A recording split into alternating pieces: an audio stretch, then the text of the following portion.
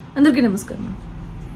కొన్ని జంతువుల్ని ఎంత కొట్టినా మారవు, ఎంత తిట్టినా మారవు, అదేవిధంగా ఎంత బుద్ధి చెప్పినా కూడా మారవు. అలాంటి జంతువుల్లో నెంబర్ 1 జంతువు ఎవడైనా ఉన్నాడంటే కొడాలి నాని. ఈ జంతువు ఈరోజు ప్రెస్ మీట్ పెట్టాడు. జంతు లక్షణాలన్నీ పుష్కలంగా కనిపించినాయి జంతువులు.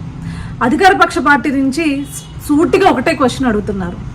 500 కోట్ల రూపాయలు పెట్టి ప్రజాధనం దుర్వినియోగం చేస్తూ విలాసవంతమైన భవనాల్ని ఏ పర్పస్ మీద కట్టారు? స్ట్రైట్గా ఆన్సర్ దానికి ఇవ్వండి. సరే, ప్రభుత్వ పెద్దలు వస్తే ఆ ప్రభుత్వ పెద్దలు ఉండడానికి కట్టాము అని చెప్తున్నారు.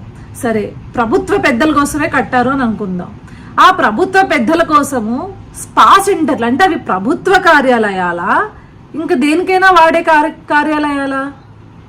స్పా టేబుల్స్ ఇలాంటి బాత్రూమ్స్లో పెట్టారు అంటే ఏ ఉద్దేశంతో పెట్టారంటారు? అంటే రేపొద్దున్న ప్రధానమంత్రి వచ్చినా, రాష్ట్రపతి వచ్చినా, గవర్నర్ గారు వచ్చినా, ఎవరు వచ్చినా సరే రిలాక్సేషన్ అవ్వడానికి స్పా సెంటర్లో మీరు స్పా టేబుల్ పెట్టి అక్కడ చేద్దాం అనుకున్నారా?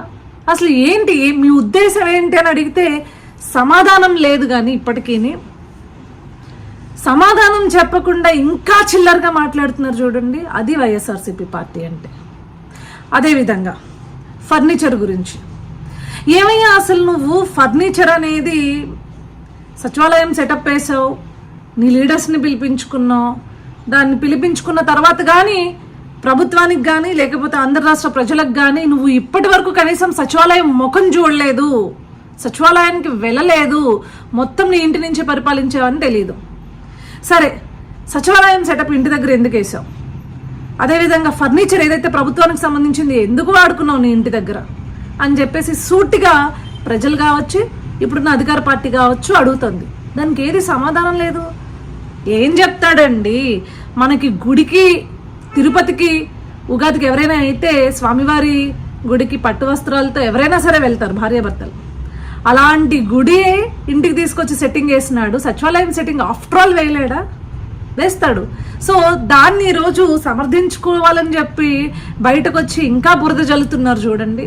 ఆ రోజు కోడలు గారు క్లియర్గా చెప్పారు, నేను ఏదైతే ఫర్నిచర్ అనేది నా దగ్గర ఉండిందో దాన్ని తీసుకుని వెళ్ళామని చెప్పి నేను మీకు లెటర్ రాశాను అని చెప్పారు. కానీ ఇక్కడ మాత్రం ఏదైతే ప్రజలు, అధికార పార్టీ వాళ్ళు గుర్తుపట్టిన తర్వాత ఇది ప్రభుత్వ ఫర్నిచర్, ఇది ఇక్కడ మీ దగ్గర ఎందుకు ఉంది అంటే తప్పించి మీ సైడ్ నుంచి రియాక్షన్ లేదు. ఇప్పుడు ఎవరండి దొంగలంటారు?